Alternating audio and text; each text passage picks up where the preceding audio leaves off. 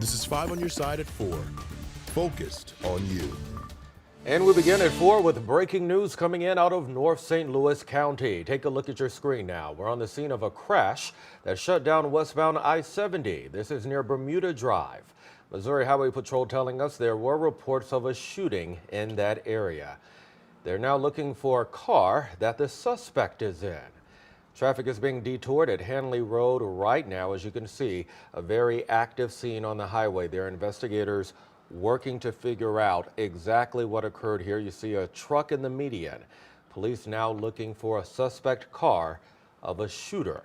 Look for updates on this breaking story on air, on KSDK.com, as well as on the 5 on Your Side app. We are also keeping our eyes on the sky as potential storms could roll through the bi-state this evening. Thanks for being here at 4. I'm Kay Quinn. And I'm Brent Solomon. You may have noticed how humid it is outside. That's fueling pop-up storms across the region. Fortunately, severe weather is not expected. Let's get right over to Chief Meteorologist Scott Connell with a first look at the forecast. You know, Brent and Kay, really, we've seen a couple of showers and thunderstorms popping up across the region this afternoon, but it's been more of what you see is what you get for most of us this afternoon, as we continue to see mainly dry conditions around the metro area, with one lone exception in the last hour. That's looking out into St. Charles right now, where we do have that partly to mostly cloudy sky. Yes, there are breaks in those clouds for sure. We've also seen a scattered shower here or there, but it's been pretty isolated around the metro area. Nice breeze working around with that humid air over in Edwardsville right now. You look at the weather first Doppler radar, and we had one little shower go over North St. Louis County here. It slipped across Lambert. Now it's pretty much fallen apart as it tried to push between Alton and Bethalto. And then what was farther to the north is actually heading up towards Springfield right now. That was from the early morning activity. Now we'll turn our attention to the west. Cold front on the way for later tonight, early tomorrow morning.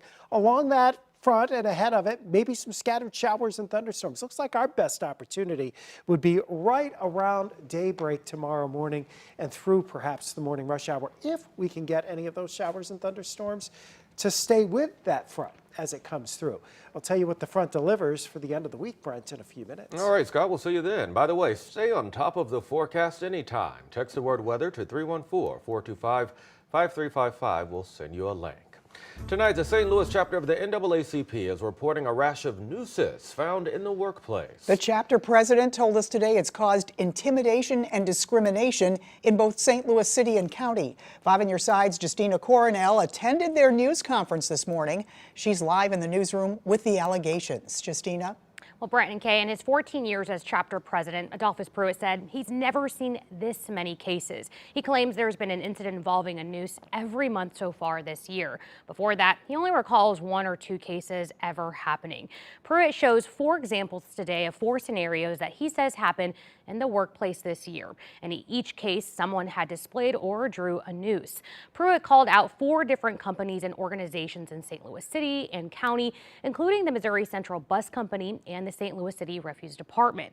Pruitt claims there have been 11 instances of discrimination and derogatory language in the city's refuse department by white supervisors against black employees. Now, I talked with the director of the refuse department earlier today, who said right now they haven't received any formal complaints, but they're ready and waiting. They said they will investigate any claims brought forward.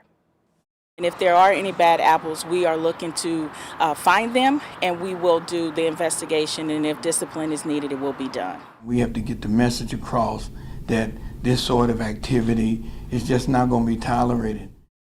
Now, we did reach out to the rest of the companies and haven't immediately heard back just yet.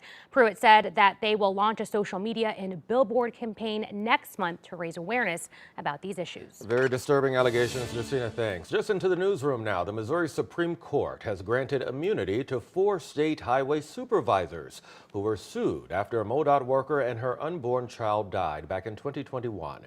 Caitlin Anderson and James Brooks died when they were hit by a car while working in South St. Louis County. Well, Anderson's mother and the father of her unborn child sued those 4 supervisors, alleging they knew she was pregnant and failed to protect her from that traffic. The High Court unanimously ruled those supervisors can be shielded from the lawsuit based on the doctrine of official immunity. Within just the last hour, the state Supreme Court set an execution date for a man convicted of a murder in University City. Marcellus Williams will be executed on September 24th for the 1998 murder of Felicia Gale. Earlier this year, St. Louis County Prosecuting Attorney Wesley Bell filed a motion to overturn his conviction, saying no DNA evidence has linked him to this crime. About 2 hours ago, the 2-year-old boy who investigators say was killed by his own mother was laid to rest. The funeral for Isaac Baum was held in Festus. Police say Ashley Parmalee confessed to drowning the boy in Jefferson County last week. She's also accused of killing her 9-year-old daughter, Scarlett Parmalee. Her funeral was held yesterday. Immigration promises to be a hot-button issue in the November election. Hours ago, President Biden took steps to tackle concerns at the southern border. That's right. Today, he signed an executive order that would close the border if too many people try to cross. NBC's Bree Jackson has reaction from Washington. Facing intense political pressure over illegal immigration, President Biden signing an executive order that temporarily shuts down the U.S.-Mexico border to asylum seekers if illegal crossings exceed 2,500 a day. I've come here today to do what the Republicans in Congress refuse to do: take the necessary steps to secure our border. Republicans blasted the move, claiming the president is only taking action now to boost his approval ratings ahead of the November election. This is like turning a garden hose on a fire-alarm fire, and the American people are not fools. Former President Trump, the presumptive GOP nominee, holds a decisive 30-point edge among registered voters when asked who would handle immigration and border security better. The truth is that Joe Biden's executive order won't stop the invasion. It's weak and it's pathetic. But under Trump's urging, Republicans torpedoed a bipartisan border funding bill earlier this year. Top Democrats contend President Biden had to take executive action instead. The president is left with little choice but to act on his own.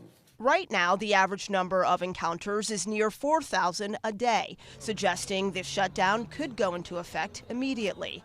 The border would reopen when daily numbers drop below 1,500. But that has not happened in nearly 4 years. What this is going to create is more chaos at the border. A political fight over the border that is sure to spark legal battles. In Washington, Bree Jackson, NBC News. Flight of honor. For the 106th time, local veterans make a pilgrimage to our nation's capital. And a little help for your grocery budget, where kids can get free lunches 5 days a week this summer. Unprecedented and unfounded. That's how the U.S. Attorney General describes attacks on the Justice Department by some House Republicans. The Susan G. Komen More Than Pink Walk is this Saturday in Tower Grove Park. I will be your MC at the event. It all starts at 9 a.m. Money raised supports breast cancer research, care, and screening. Five on Your Side has been a partner with the walk for more than 25 years. We sure hope to see you there. You can register by heading to this story in the As Seen on TV section of KSDK.com or text Komen to 314-425-5355. We'll send you a link.